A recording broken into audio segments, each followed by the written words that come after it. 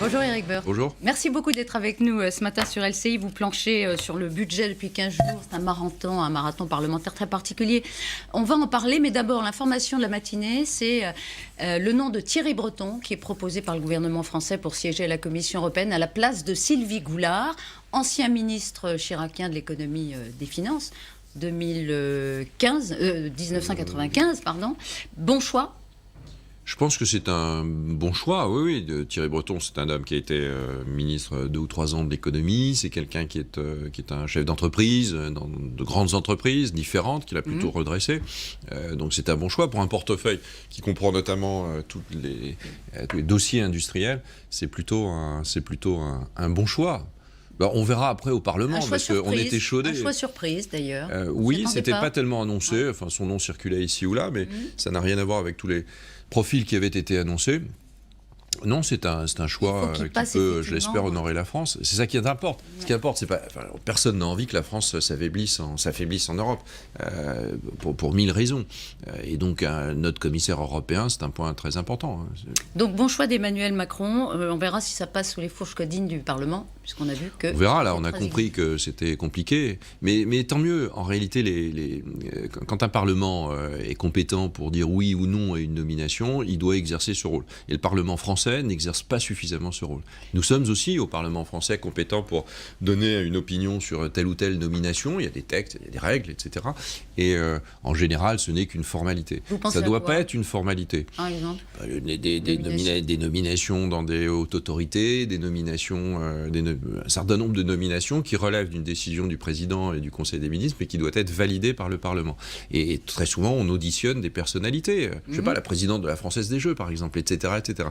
Et en général, ce sont des formalités. Ça ne doit pas l'être. Ça ne doit pas être une foire d'empoigne, comprenez-moi bien. Je ne suis pas en train de dire qu'il faut être terriblement agressif. Mais en tout cas, ça doit être quelque chose de redouté par la personne, parce que les parlementaires doivent poser les questions et après choisir. C'était pas injuste, donc l'éviction de Sylvie Goulard. C'était l'exercice démocratique du Parlement européen qui a fait valoir son Elle avait droit de un bon contrôle. profil. Sylvie Goulard avait un bon profil. Le Parlement européen en a décidé autrement. Il y avait des risques à la proposer. Ces risques se sont avérés. Éric Woerth, le budget, c'est votre affaire.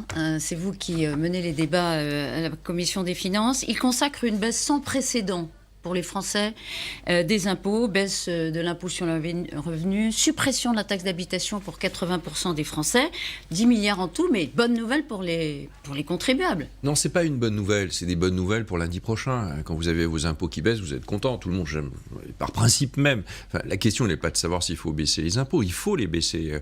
La question est de savoir lesquels, et je pense qu'il faut d'abord... Et le gouvernement le fait. Mais je pense qu'il faut d'abord baisser les impôts qui concernent les entreprises pour assurer la compétitivité des entreprises qui, elles, créent le pouvoir d'achat. Il n'y a pas de pouvoir d'achat durable s'il n'y a pas d'entreprise en pleine forme en France. Mais il faut aussi que ces baisses d'impôts, elles soient financées. Si elles ne sont pas financées, c'est en fait la dette qui les finance. La France va s'endetter, va plutôt lever sur les marchés plus de 230 ou 240 milliards d'euros cette année. À des taux d'intérêt tellement bas qu'il serait... difficile ou peut-être même pas stupide, mais dommage de s'en priver. Non, mais il ne faut pas le faire. Enfin, s'endetter même pas cher pour du fonctionnement, ça ne va pas. Pour investir, sans doute, mais pas du tout pour fonctionner. C'est ce que nous faisons. Donc, faire payer aux Français, au fond, d'une autre manière, la baisse de l'impôt sur le revenu ou la suppression de la taxe d'habitation, c'est pas une bonne idée. Et en plus, sur la taxe d'habitation, c'est le seul impôt qui maintenait le lien entre le contribuable et le citoyen. Quand vous êtes dans une commune, vous payez votre taxe d'habitation, il y a des services et finalement vous êtes content ou pas. Vous voyez les choses. C'est un circuit court. C'est le circuit court de la fiscalité. C'est le seul circuit court fiscal. Oui. Le gouvernement l'a rompu. Je pense que c'est un impôt injuste. C'est un impôt il n'est pas injuste du tout. Mais non, mais tous les impôts sont injustes. De toute façon, une personne qui paye l'impôt, elle considère toujours que c'est injuste. Non, l'objectif de l'impôt n'est pas injuste. Il est de faire fonctionner une démocratie avec des services publics.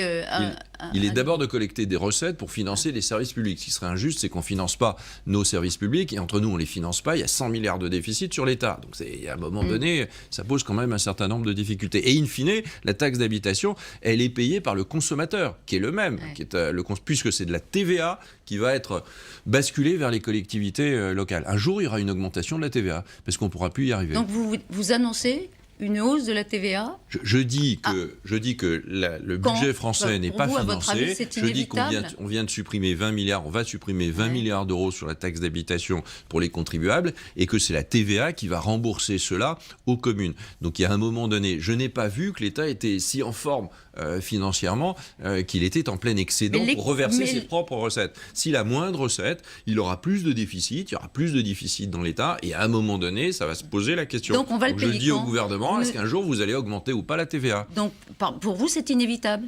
À quelle échéance? J'ai posé la question au ministre en Oui. séance, évidemment, il n'a pas voulu répondre, mais c'est une vraie question, puisque vous prenez des recettes de TVA que vous retirez de l'État pour les reverser aux collectivités locales. C'est le sapeur camembert, vous bouchez un trou en creusant un autre trou. Il y a un moment donné, vous ne pouvez pas y arriver. Oui, alors l'OFCE, s'il n'y a pas que des mauvaises nouvelles, vous dites oui, demain on paiera moins d'impôts et on récupère du pouvoir d'achat aussi. L'OFCE, par exemple, anticipe une progression du pouvoir d'achat de 310 € par ménage en moyenne pour 2020. Non mais tant mieux. Vous voyez, moi je me situe pas là-dessus. Du pouvoir d'achat à crédit, c'est pas tout à fait ce qui est souhaitable pour le pays. Il faut du pouvoir d'achat, mais il faut du pouvoir d'achat durable par l'activité. Si vous il faut réduire les impôts. Ne me faites pas dire ce que je ne dis pas. Il faut réduire les impôts, mais il faut le faire dans un cadre où vous réduisez à côté les dépenses. Oui. Si vous les dépenses, réduisez où les dépenses, vous, vous les réduisez un Woerth? peu partout. Vous avez, avec l'ensemble des grands pays, donnez-nous un 10 exemple points. où vous réduisez la dépense publique. Nombre de si vous étiez fonctionnaires, en moins de fonctionnaires, le modèle social.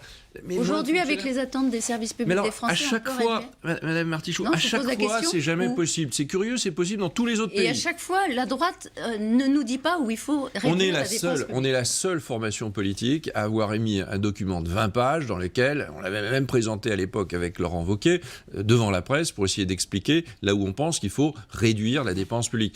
Tous les grands pays du monde, nous avons 10 points d'écart de PIB sur la dépense publique avec tous les grands pays du monde qui ont des services publics comparables aux nôtres. Donc si on faisait peut-être la moitié du chemin, ce serait déjà bien.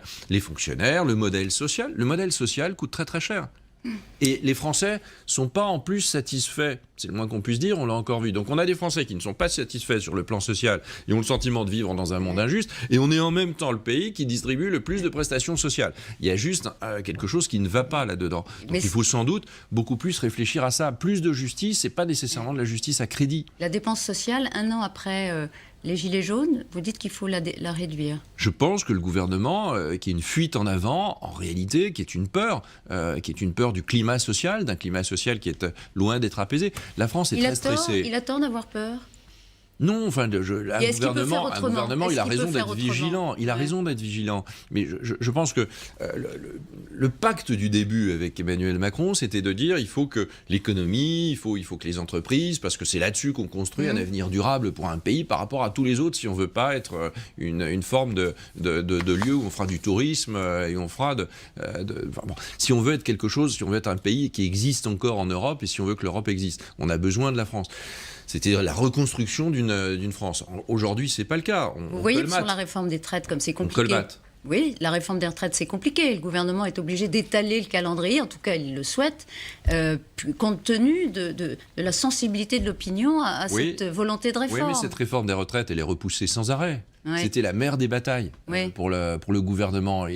Aujourd'hui, c'est la grand-mère des batailles. La grand-mère des batailles. C'est la grand-mère des batailles parce qu'on prend un temps fou. On n'a jamais pris autant de temps, tout simplement parce que le gouvernement a raison de vouloir continuer à réformer les retraites. C'est la vie, les retraites. Donc il est logique de continuer à les réformer. Mais encore faut-il qu'il pose le bon diagnostic. Non, notre système de retraite n'est pas globalement injuste partout. C'est pas vrai. La première des injustices, ce serait de ne pas le financer. Donc d'éviter le débat sur l'âge est une manière d'éviter le débat sur le financement de la retraite. On a plein de propositions dans ce domaine-là qui ne seraient pas contradictoires avec ce qu'a dit le président de la République. Il l'a dit dans son... Alors donnez une, parce qu'on n'a pas le temps de refaire, mais une proposition que vous faites. Je suis favorable à un régime universel, mais un régime universel de base. Un régime universel de base. Ça veut dire que chaque profession aurait une sorte de première couche, régime universel de base, et puis après, en fonction des caractéristiques de la profession, il y aurait un régime complémentaire. Le président veut écraser tout dans un seul et unique régime. En France, on adore ça. Tout le monde dans la même boîte. Mais non, tout le monde ne doit pas être mis dans la même boîte. Et d'ailleurs, dans ce budget, il y avait une proposition sur de réduction de l'autonomie de la caisse des avocats. Le gouvernement est revenu là-dessus. Pour qu'il ne fixe plus, effectivement... le gouvernement est revenu là-dessus. Il y a eu un recul total. Il joue l'apaisement. Non mais apaiser, c'est pas reculer. Jamais. Apaiser, c'est continuer à réformer et continuer surtout à discuter, mais en fait à décider. Plus vous laissez sur la table un sujet, plus il est exposé aux critiques, plus il est écharpé, massacré, déchiré. Et finalement annulé. Elle ne se fera pas, cette réforme ? Si, il se fera quelque chose. C'est impossible qu'il ne se fasse rien. Mais si vous considérez que la réforme, elle sera faite pour les gens qui rentreront sur le marché du travail, qui sortiront du marché du travail dans 40 ans, bah, évidemment, il faut d'autres réformes avant parce que ça ne marchera pas. C'est quoi une réforme qui prévoit sa mise en œuvre dans 40 ans ? Une réforme si c'est ça, c'est pas une réforme. C'est quoi ? Mais c'est une réforme qui augmente l'âge de la retraite et qui le dit et qui l'assume. C'est une déclaration d'intention, Aujourd'hui, personne ne sait exactement ce que veut faire le gouvernement dans ce domaine-là. Donc on voit bien qu'il y a des mots, il y a plus que ça d'ailleurs, il y a un rapport de M. Delevoye, qui est un rapport intéressant. Maintenant, il faut décider. Il faut un régime universel de base, il faut des régimes complémentaires, il faut augmenter le niveau il faut augmenter l'âge de la retraite, et puis il faut supprimer les régimes spéciaux. Et il y a des poches d'injustice très importantes. Tout le système n'est pas injuste, mais il y a des poches d'injustice. La première des poches d'injustice, c'est au fond d'avoir des régimes spéciaux avec des personnes qui sont dont l'équilibre du régime est financé par le contribuable. Sur ce point précis, Éric Woerth, est-ce que vous pensez qu'au final, dans cette réforme, qui c'est une non-réforme, dites-vous, il les supprimera ou pas, les régimes spéciaux, Emmanuel Macron ? Écoutez, je pense qu'il ne peut pas faire autrement. C'est une injustice flagrante. On ne peut pas partir à 55 ans en retraite quand son voisin, avec le même métier, part à 62, 63, 64 ans. Vous le mettez au défi de tenir Je ne mets personne au défi, c'est pas du tout. Il doit le faire. On a beaucoup a été fait. Une injonction, là. Il doit le faire. Beaucoup a été fait sur ces sujets. En fait, tout ça est en convergence. Il faut aujourd'hui le faire. Et il faut le dire. Et il faut le faire. Même pour des personnes qui sont aujourd'hui en activité. C'est pas une rupture de leur contrat, c'est juste que c'est pas possible de continuer à travailler comme ça. Même pour des personnes qui sont aujourd'hui en activité. Oui, bien sûr. Donc, bien sûr. Elles sont entrées dans l'activité avec des règles et vous voulez changer les règles en cours de route. Oui, on le passe sans arrêt. Sur le plan fiscal, vous changez sans arrêt les règles. Donc évidemment qu'il faut le faire. Et donc le 5 décembre, il y aura une grève. Il faut le faire sans brutalité, il faut l'expliquer, il faut le faire pour des personnes qui pourraient prendre leur retraite dans quelques années, 10 ans peut-être, mais en tout cas pas dans 40 ans. Et c'est normal. Et il faut le comprendre. La difficulté, mais... Et rien n'a été dit au moment du contrat de travail. On vous a pas dit, j'ai pas pris ce contrat parce que je vais partir en retraite à 55 ans. J'ai pris ce contrat parce que j'ai une bonne rémunération, un truc qui m'intéresse et que j'aurai une bonne retraite. Mais l'âge de la retraite n'est pas, me semble-t-il, un élément fondamental du contrat. Éric Woerth, un petit mot, puisque vous regardez le budget à la loupe, évidemment. La filière automobile s'inquiète des nouvelles dispositions sur le malus-bonus automobile. Elle a des raisons ? Oui, la fiscalité verte, elle est totale. C'est une vieille fiscalité, en fait. C'est la fiscalité punitive. Ça ne sert à rien, il faut la faire évoluer. Il faut discuter sur une nouvelle manière d'envisager la fiscalité verte. Je l'ai proposé à l'Assemblée, je l'ai proposé aux Républicains, et j'espère qu'on aura un vrai débat sur le sujet. C'est typiquement le cas. Vous avez plein de malus et quasiment pas de bonus. Il y a, pour l'an prochain, dans le projet de budget. Oui, il y a à peu près 60% des véhicules neufs qui seront malusés, comme on dit, qui auront un malus. 60% des voitures qu'on va acheter l'an prochain subiront un malus. Donc c'est plus du tout la super voiture luxueuse. Donc c'est ça l'écologie punitive du gouvernement. Oui, c'est l'écologie punitive, parce que vous dites parce qu'on ne sait pas ce que ça finance, premier point, et deuxième point, on prend tous les véhicules, quasiment tous les véhicules, et c'est pas des véhicules de luxe. Donc ces véhicules-là, tout d'un coup, c'est une mauvaise nouvelle aussi pour les automobilistes. C'est une mauvaise nouvelle pour les automobilistes et pour notre industrie automobile. On doit au contraire se poser la question de savoir si tel moteur rejette trop de grammes de CO2. Dans 5 ans, dans 6 ans, il faut considérer que ce moteur, il faudra avoir changé la façon de le produire et que ce ne soit plus des moteurs de cette nature. Tout le monde est là-dessus. Et mettre des malus aussi importants, multipliés par 2, par 3, par 4, par 10 par rapport à ce qu'ils étaient, c'est au fond de la fiscalité totalement punitive. Et vous n'entraînerez pas une société vers plus de bonheur avec de la punition. Alors l'écologie, c'est pas votre fort quand même chez LR. Hein. Vous avez un nouveau patron, Christian Jacob, un nouvel organigramme. Vous figurez dans le comité stratégique du parti avec tous les chapeaux à plumes. Cette organisation, cet organigramme, ça donne des indications sur la ligne du parti. C'est quoi votre ligne ? Je pense que c'est un nouveau départ. Alors c'est le deuxième nouveau départ après l'élection présidentielle, puisqu'il y a déjà eu un président. Il ne faut pas se louper. Donc je pense que Christian Jacob a réussi à mettre autour de la table pas mal de monde, à faire monter des nouvelles générations, à garder aussi des générations plus expérimentées. Donc ça, c'est plutôt une réussite. Et je pense que l'annonce de cette équipe est plutôt une bonne chose. La réponse, elle est, est-ce qu'on est capable aujourd'hui de définir une ligne d'identité des propositions que nous faisons, notre carte d'identité idéologique. Et c'est ça qui est très très important. Alors par exemple, les sénateurs ont signé une proposition de loi qui sera soumise au vote mardi pour interdire les signes religieux et donc le voile lors des sorties scolaires, pour imposer la neutralité religieuse à cet espace extra-scolaire. Vous voterez pour quand ça reviendra à l'Assemblée nationale ? Si ça revient à l'Assemblée nationale. Oui, si ça revient. Je ne suis pas sûr que le gouvernement le réinscrive à l'Assemblée nationale, mais les Républicains le mettront sans doute dans leur niche. C'est ça la ligne du Non, mais parti on ne peut pas résumer une ligne d'un parti sur un point. Moi, je suis favorable avec cela. Je pense que le milieu scolaire a des prolongations. Les sorties scolaires sont une prolongation naturelle de cela. Et qu'au fond, la laïcité doit être partout et bien comprise. C'est un débat qu'il faudrait qu'on arrive à clore. La majorité, d'ailleurs, est très fracturée sur ce sujet. Et le président lui-même semble assez hésiter. La laïcité, c'est au cœur de notre République. Mais la laïcité, c'est aussi le respect des religions. Donc on doit respecter les religions. Mais la laïcité, elle s'impose là où elle doit s'imposer. Dans l'école, elle doit s'imposer. Et dans tout ce qui prolonge l'école, ça doit évidemment s'imposer. Les signes de provocation, le risque, on peut discuter longtemps de cela. Les signes de provocation continuent à stresser notre société. C'est pas bon. Et c'est par une mesure comme celle-là qui éventuellement repousse certaines femmes qui accompagnent leurs enfants, qui veulent exister dans l'espace public républicain, certaines femmes aux marges. Vous êtes sûr que c'est un outil d'apaisement sur ce sujet-là ? C'est avec des questions comme ça qu'on dérive. Réellement, je pense que lorsqu'on accompagne des enfants, on n'est pas obligé de mettre un voile, on n'est pas obligé, au fond, de mettre Pourquoi ? de porter. Parce que je pense que c'est un signal aujourd'hui, dans une société extraordinairement sensible à tout ça, c'est un mauvais signal. Pour vous, le voile, quel qu'il soit, à l'école et dans les prolongations de l'école, dans les services publics, là où doit être totalement respectée l'idée d'une laïcité respectueuse de toutes les religions. On mélange tous les débats. Honnêtement, il faut un peu de fermeté. S'il n'y a pas de fermeté dans notre société, elle ira à volo. Et c'est en réalité, c'est pas ce qu'on doit chercher. On doit défendre notre modèle de civilisation. Notre civilisation, c'est aujourd'hui la laïcité, le respect des religions et le respect du débat d'autrui. Il n'y a pas une stratégie politique aussi de la droite pour justement, pour rebondir sur ce que vous disiez, pour pousser la majorité éventuellement à se fracturer sur ce sujet ? Non, je ne crois pas que ce soit aussi compliqué que cela. C'est ce que nous pensons depuis longtemps. Si les majorités se fracturent, elles se fracturent elles-mêmes. C'est parce qu'en réalité, le seul élément de cohérence et de cohésion et d'agrégation de la majorité, c'est le président de la République. Pourquoi il ne fait pas ce discours, vous disiez ? Parce qu'il hésite ? Il est hésitant. Peut-être que sur ces sujets-là, on le voit bien sur l'immigration, sur tous ces sujets-là, le président de la République est très absent, même s'il essaye de se rattraper aujourd'hui. Mais enfin, il est très, très absent. À votre avis ? Parce que je n'en sais rien, il faudra lui demander à lui. Je note qu'il est très absent sur des sujets qui sont extrêmement présents dans la société française. Il y a donc une autre contradiction qu'il faudra